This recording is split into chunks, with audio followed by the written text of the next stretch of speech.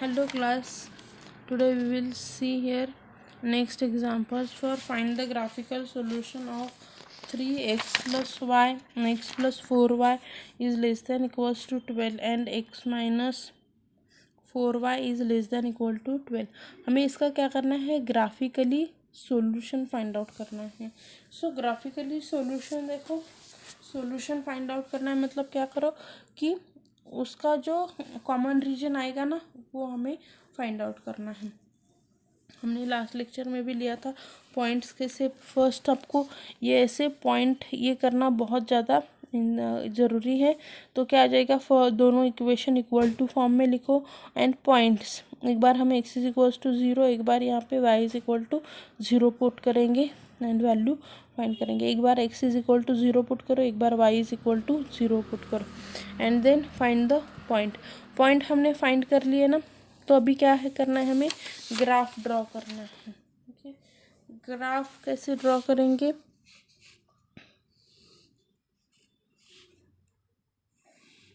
Positive ही side में सभी point आ रहे हैं, इसके लिए मैं यहाँ पे थोड़ा कम ये कर रही हूँ.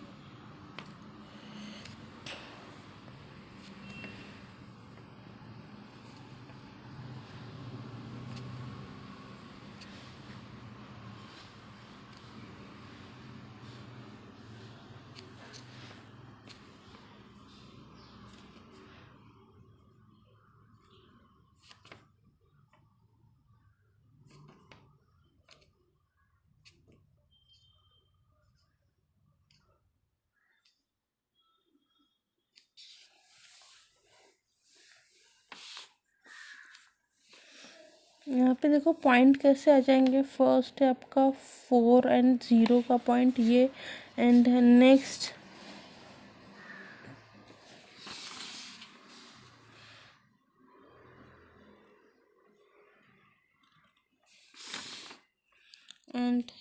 है 4 0 का पॉइंट, तो यही रहेगा. एंड 0 एंड -1 है. ओके, और जो इसका कॉमन रीजन आएगा ना शेडेड, ये यहाँ पे देखो, ये आपका इसका लेस देन है. ये क्या है, लेस देन इक्वल टू, मतलब इसका रीजन ये आएगा, इसका भी लेस देन इक्वल टू है. ओरिजिन साइड का जो रीजन रहेगा ना वो आएगा, मतलब शेडेड रीजन क्या रहेगा इसका, ये रहेगा इसका शेडेड रीजन. ओके, सो इसी टाइप से हमें क्या करना रहता है, solution of the graph calculate करना है. ओके,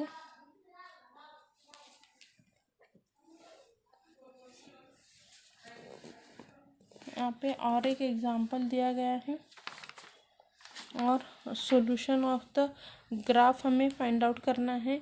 हम क्या करेंगे, फिर से सेम टाइप से यहाँ पे देखो इक्वल टू है, इक्वल टू है मतलब हम क्या करेंगे, वो वाला खाली रीजन इसमें इंक्लूड करेंगे. ग्राफ इसका ड्रॉ कर लो. सॉरी,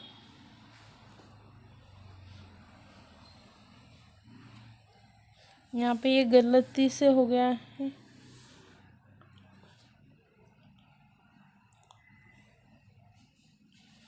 ये लेस देन इक्वल टू है एंड ये आपका ग्रेटर देन इक्वल्स टू है. बाय मिस्टेकली ये इक्वल टू लिखा गया है. ओके, यहाँ पे देखो उन्होंने दिया गया है. फर्स्ट हम क्या करेंगे, रीजन उसका ये कर लेंगे एंड देन क्या करो, ग्राफ को ड्रॉ करो. ओके, यहाँ पे फर्स्ट उसका रीजन ये करो एंड देन ग्राफ को ड्रॉ करो. हमें उसका कॉमन पोर्शन देखो क्या मिल रहा है, this is our common portion. Okay, यहाँ पे देखो पॉइंट्स हमेशा याद रखो. एक बार x 0 रखो, एक बार y को 0 रखो, आपको वैल्यूज मिल जाएंगे.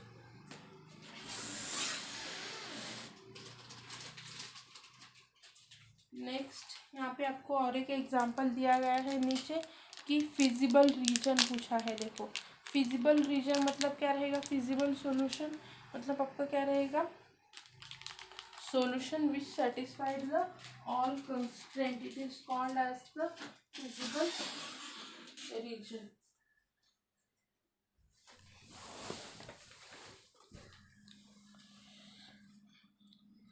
सो फर्स्ट क्या कर रहे हैं हमें, नॉर्मली जैसे हम बाकी एग्जाम्पल में सॉल्व करते हैं ना, कि फर्स्ट उसके पॉइंट फाइंड आउट कर लो, एक बार x 0 सब्स्टिट्यूट करो, एक बार y को 0 पुट करो, एंड देन यहाँ पे क्या करना है हमें, लाइंस ड्रॉ करनी है। ओके, ये हमने क्या किया, दो लाइन को ड्रॉ कर लिया।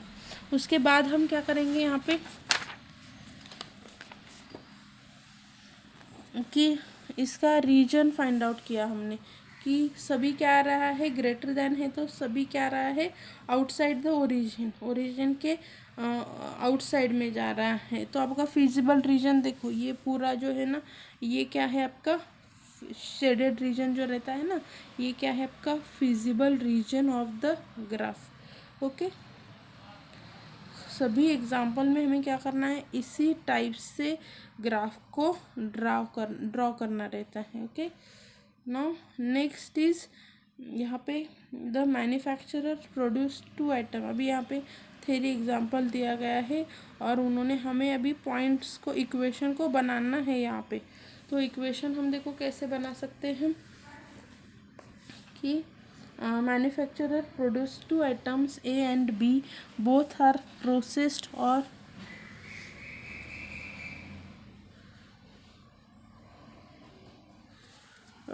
two machines. A needs 2 hours on machine 1 and 2 hours on machine 2. B needs 2 hours on machine 1 and 1 hours on machine 2. अभी यहाँ पे देखो दो मशीन्स हैं। ओके, कितने मशीन है, दो मशीन है। ए एंड बी प्रोडक्ट है, तो ए को कितने लग रहे हैं, 2 घंटे ए पे मशीन 1 पे, और प्रोडक्ट बी को 3 घंटे मशीन ए पे लग रहे हैं। टोटल अवेलेबल टाइम कितना है, ए का फर्स्ट मशीन का वो है 12 आवर्स और बी का कितना है 8 आवर्स। तो हम कैसे इक्वेशन बनाएंगे, ये काम कितने इसमें होना चाहिए, 2x plus 3y less than equals to 12। हम 12 से ज़्यादा आवर उस पर काम नहीं कर सकते। यहाँ पे क्या हो जाएगा, 2x plus 1y less than equals to 8। Okay, and then क्या करना है हमें, इक्वेशन यहाँ पे मिल गया। ऑब्वियसली दोनों भी प्रोडक्ट है, प्रोडक्ट की कंस्टेंट क्या रहेगी, ग्रेटर देन इक्वल्स टू 0 रहेगी। फिर से जैसे हमने लिया था वैसे ही यहाँ पे क्या करना है, आपको पॉइंट्स पुट करने हैं, एक बार x0, एक बार y0, एक बार x0, एक बार y0, एंड पॉइंट मिलने के बाद क्या करो, यहाँ पे ग्राफ ड्रॉ करो। अभी देखो कॉमन शेडेड रीजन कौन सा आ रहा है, this is my common shaded region. So मेरा फिजिबल रीजन क्या हो गया, O C B and A। Okay, this is your common feasible region. Okay, इस टाइप से हमें क्या करना है, फिजिबल रीजन फाइंड आउट करना है। Okay, this is the way to find out the feasible reason.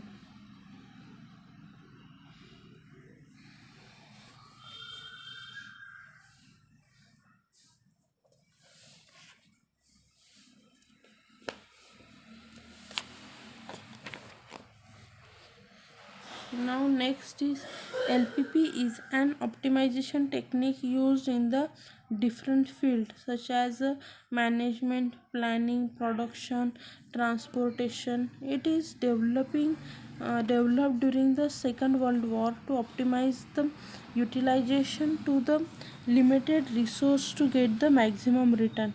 LPP used to minimize the cost of the production and minimize the maximize the profit. Okay, so LPP का हम use कहाँ पे करते हैं, अलग अलग फील्ड में करते हैं। मैनेजमेंट है, प्लानिंग, प्रोडक्शन, ट्रांसपोर्टेशन। ओके, और उससे वो क्या करता है, कॉस्ट मिनिमाइज करता है एंड प्रॉफिट को मैक्सिमाइज करता है।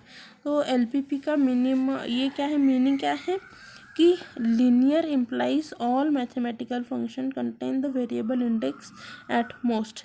LPP may defined as the problem of the maximizing or minimizing the functions subject to the linear constraint These constraint may be equations or inequations. Decision variable, the variable involved in LPP are called as the decision variable.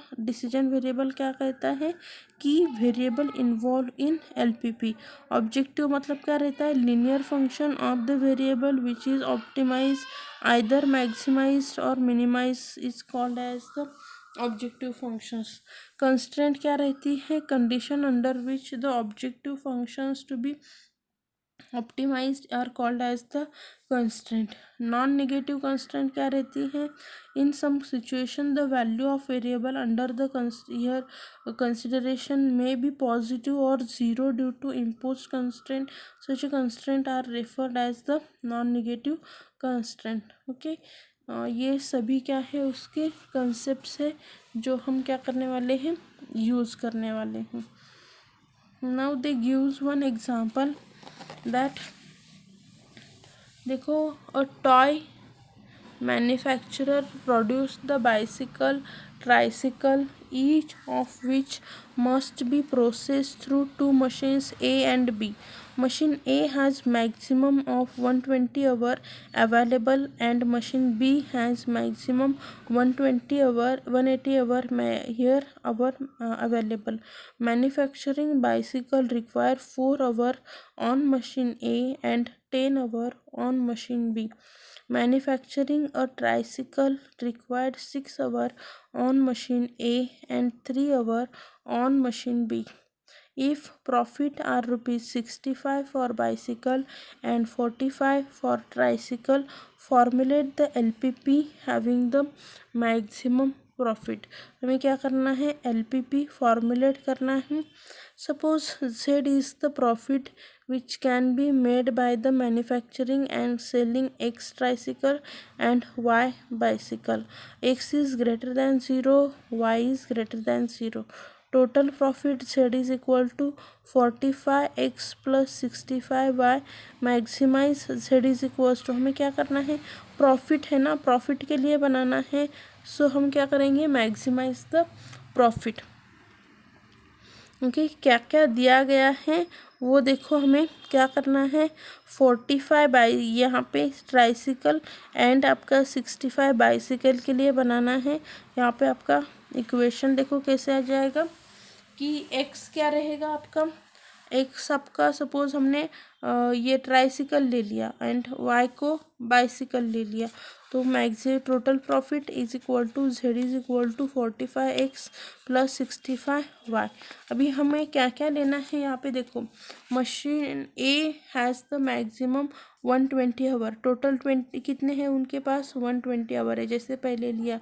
And machine B has 180 hour. Okay, अभी यहाँ पे bicycle manufacture करने के लिए कितना लगता है, 4 hours on machine A.